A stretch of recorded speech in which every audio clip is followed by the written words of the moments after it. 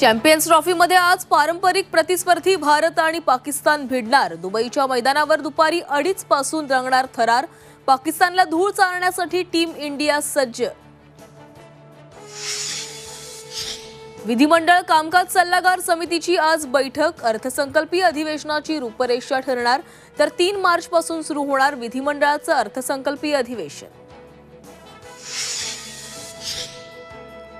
शिवसेनेकडून राष्ट्रवादीवर पातळी सोडून टीका। सुनील तटकरेंचे शिवसेना नेत्यांवर आरोप। शिवसेनेच्या टीकेबाबत एनसीपीची भाजपकडे तक्रार। कर्नाटकातील एसटी चालक मारहाणीचे पुण्यात पडसाद। कर्नाटक नंबर प्लेट असलेल्या बसेसवर फासलं काळं। पुण्यातील स्वारगेट भागात शिवसेना उद्धव बाळासाहेब ठाकरे पक्षाचं आंदोलन। महिला ज्येष्ठ नागरिकांसह विविध सवलतींमुळे एसटी तोट्यात। 10 महिन्यात एसटीवर तब्बल 640 कोटींचा बोजा।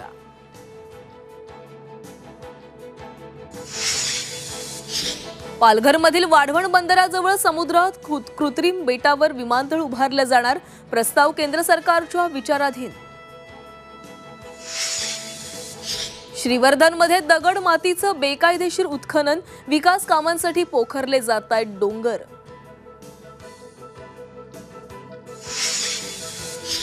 तेलंगणाच्या नागरकुलूनमध्ये भुयारात 8 जण अडकले। लष्कर एनडीआरएफ कडून बचाव कार्य सुरू।